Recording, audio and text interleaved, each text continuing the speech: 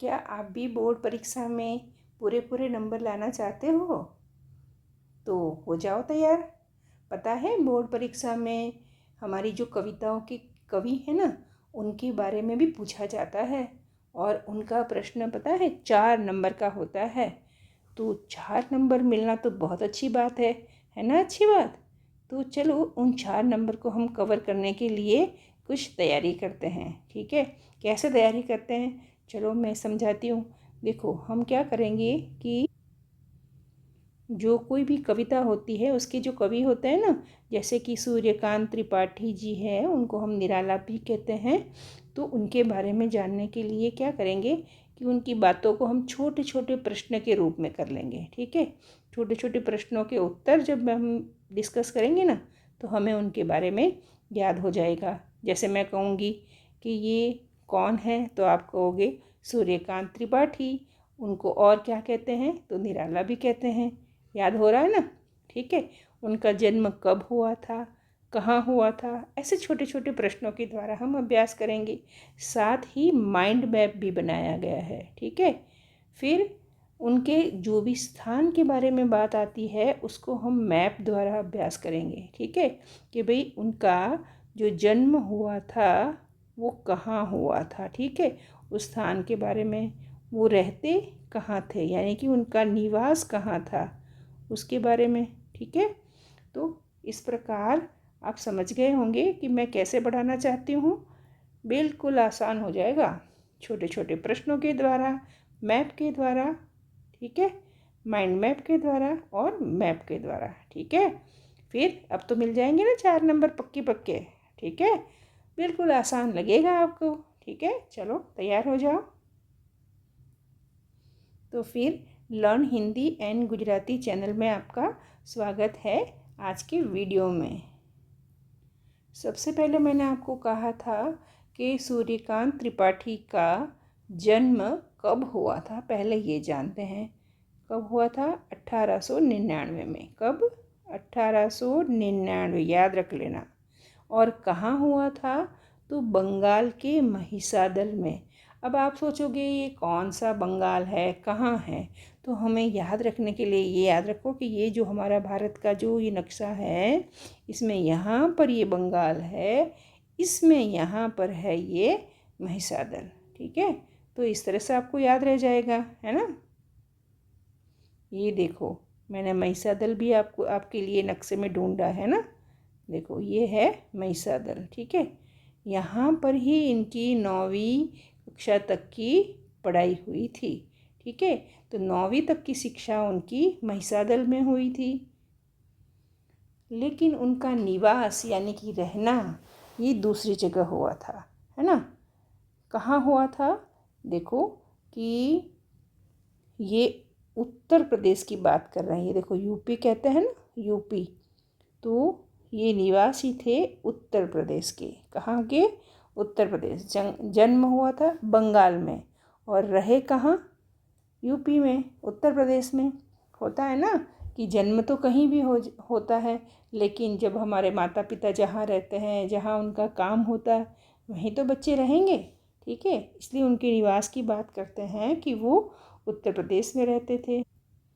और उत्तर प्रदेश में भी अगर हम याद रखना चाहें कि उनका ज़िला कौन सा था, तो उनका ज़िला था उन्नाव। ठीक है, ये यहाँ उत्तर प्रदेश है, उसके यहाँ पर उन्नाव ज़िले में रहते थे। और अगर मैं पूछूं कि उन्नाव ज़िले का गांव कौन सा, तो गांव था गढ़ाकोला। उत्तर प्रदेश के उन्नाव ज़िले के गढ़ाकोला गांव में उनका निवास था। तो ऐसे आपको याद हो गया ना कि उनका जन्म 1899 में हुआ था और वो उत्तर प्रदेश के निवासी थे। ठीक है, चलो अब चलते हैं उनका, वापस हम रिवीजन करते हैं। ठीक है, छोटे छोटे प्रश्नों के द्वारा रिवीजन करना, किसी चीज़ को बार बार हम बोलते हैं, सुनते हैं ना, तो हमें याद रह जाता है। ठीक है, पहले हमने नक्शे के मैप के द्वारा देखा, अब प्रश्नों के द्वारा यही बात देखते हैं। ठीक है, कि भाई सूर्यकांत त्रिपाठी निराला का जन्म कहाँ हुआ था? बताओ कहाँ हुआ था? बंगाल के महिसादल में। किस वर्ष में हुआ था? 1899 में। कहाँ के निवासी थे? उत्तर प्रदेश के उन्नाव जिले के गढ़ाकोला गांव के, है ना। ये याद हो गया ना। तो आप ये चाहे छोटे छोटे प्रश्नों के रूप में आए, चाहे कवि परिचय के रूप में बड़ा प्रश्न आ जाए, है ना, तो आप इस तरह से इसके नंबर पूरे पूरे प्राप्त कर सकते हो। तो पता है आपकी ये जो कोई 10th की मार्कशीट है उसके आप धीरे धीरे नंबर तैयार कर रहे हो कि भाई हम तो हिंदी के नंबर तैयार कर रहे हैं। कितने? 4 नंबर। कैसे? कवि परिचय को याद करके, ठीक है ना। तो धीरे धीरे थोड़ा थोड़ा पढ़ते पढ़ते हमारे इस तरह से नंबर बढ़ते जाते हैं, ठीक है। तो आप इसी तरह बने रहना। आगे का प्रश्न देखते हैं कि उनकी औपचारिक शिक्षा किसको कहते हैं? जो स्कूल में जाता है ना, पहली से लगाकर 12वीं तक, ठीक है, वो कहाँ तक और कहाँ हुई? ठीक है, तो अभी हमने देखा था, मैप में देखा था ना, कहाँ हुई थी? महिसादल में। कहाँ तक हुई थी? 9वीं कक्षा तक, ठीक है। उन्होंने स्वाध्याय से यानी कि खुद से पढ़ाई करके किन किन भाषाओं का ज्ञान अर्जित किया? बताओ।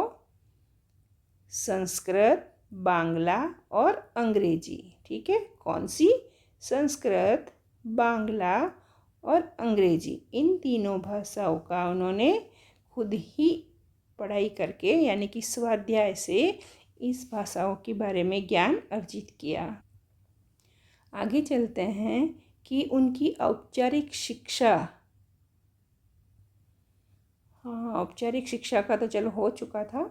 आगे लेते हैं कि वे साहित्य के अलावा किन विषयों के गहरे अध्येता यानी कि जानकार, अध्येता का मतलब क्या होता है? जानकार थे।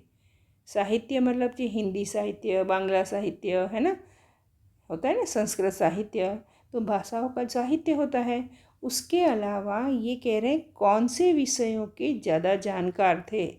तो बात करते हैं संगीत के। किसके? संगीत और दर्शन शास्त्र के भी गहरे अध्येता, मतलब बहुत अच्छी जानकारी रखते थे। अगर पूछा जाए कि किन महापुरुषों की विचारधारा ने निराला जी के पर विशेष प्रभाव डाला? होता है ना हमारे साथ भी, जैसे कोई व्यक्ति हमें बहुत अच्छा लगता है तो हम उसी की जैसे बोलते हैं, उसी की तरह व्यवहार करते हैं, उसी के जैसे कपड़े पहनते हैं, है ना। तो उसी प्रकार हमारे निराला जी को कौन सबसे ज़्यादा पसंद थे? रामकृष्ण परमहंस और स्वामी विवेकानंद। उनकी विचारधारा ने उन पर विशेष प्रभाव डाला। अगर उनके पारिवारिक जीवन की बात करें तो पारिवारिक जीवन कैसा था? दुखों और संघर्षों से भरा हुआ। किस घटना ने भीतर तक तोड़ दिया? तो उनके आत्मीयजन यानी कि माता पिता, प्रियजन, है ना, उनके असामयिक निधन यानी अचानक ही मृत्यु हो जाने से उन्हें भीतर तक तोड़ दिया, यानी बहुत ज़्यादा दुख हुआ, ठीक है। फिर कह रहे हैं पारिवारिक दुखों के बावजूद उन्होंने किस क्षेत्र में लगातार संघर्ष किया? तो कह सकते हैं साहित्यिक मोर्चे पर, है ना, अनवरत यानी कि लगातार संघर्ष किया। उनका देहांत किस वर्ष में हुआ? 1961 में उनका देहांत हो गया। और अगर उनकी काव्य रचना की बातें करें तो उनकी प्रमुख काव्य रचनाएं थी अनामिका, परिमल, गीतिका, कुकुरमुत्ता और नए पत्ते। ये उनकी क्या थी? सभी काव्य रचनाएं थी, ठीक है। कविता के अलावा किन साहित्यिक विधाओं के लेखन में उनकी ख्याति अविस्मरणीय है? यानी कि साहित्यिक मतलब साहित्य, ठीक है, और विधाओं मतलब तरीकों। तो कहते हैं साहित्य के जो ये तरीके हैं लेखन के, उनमें उनकी ख्याति अविस्मरणीय। ठीक है, यानी कि विस्मरण यानी भूलना, अविस्मरणीय मतलब भूल नहीं सकते।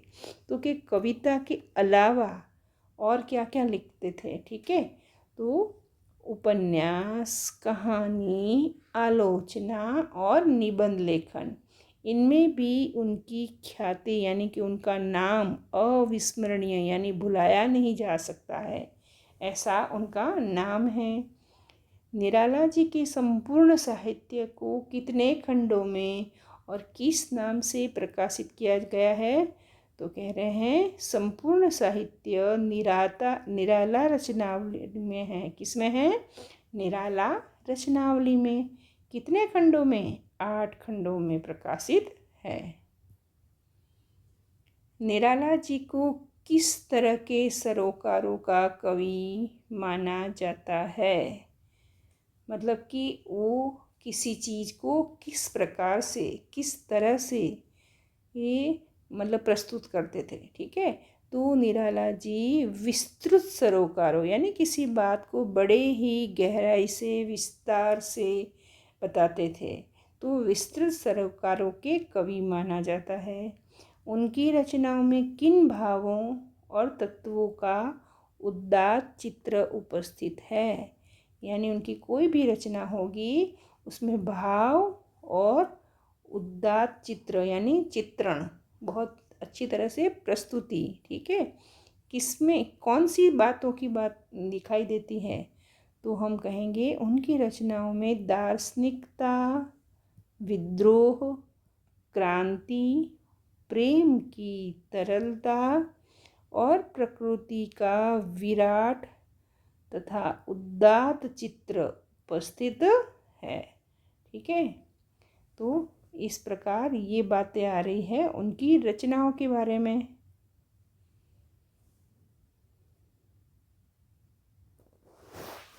आगे देखते हैं। शोषित, उपेक्षित, पीड़ित और प्रताड़ित जन के प्रति निराला जी की कविता में कैसा भाव मिलता है? शोषित मतलब जिसका शोषण होता है, उपेक्षित यानी उसकी और कोई ध्यान नहीं देता है ना, पीड़ित यानी जिसको तकलीफ़ दी जाती है, जो परेशान है, प्रताड़ित यानी जिसको बार बार परेशान किया जाता है, तकलीफ़ें दी जाती हैं। ठीक है, ऐसे जन मतलब लोगों के प्रति निराला जी की कविता में कैसा भाव मिलता है? तो कहेंगे गहरी सहानुभूति का भाव मिलता है। ठीक है, बहुत, यानी कि उनको उनके दुख के प्रति, उनके तकलीफ़ों के प्रति बड़ा सहानुभूति होती थी। शोषक वर्ग यानी कि अत्याचारी वर्ग यानी जो शोषण करता है ना। एक मान लो कोई मालिक हो, वो मज़दूर को कम पैसे देता है या उससे बहुत काम करवाता है, तो जो उसके साथ अन्याय करता है, इसलिए उसको कहेंगे शोषक वर्ग, अत्याचारी वर्ग। ठीक है ना।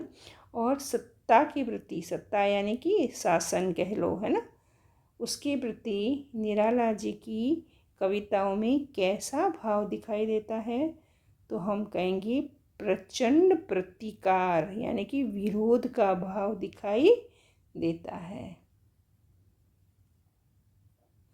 तो देखा, इस तरह से आपने बिल्कुल आसानी से कवि का परिचय देख लिया ना। ठीक है, और आपको याद रखने के लिए देखो ये इस तरह का मैंने माइंड मैप भी बनाया है।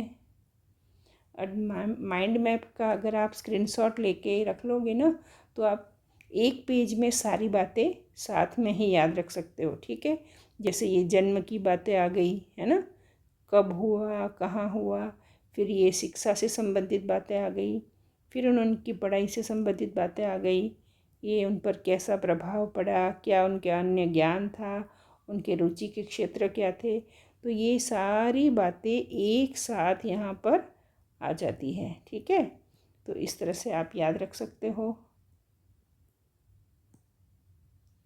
और अगर दूसरा कहें तो इस तरह से ये जो उनका पारिवारिक जीवन है,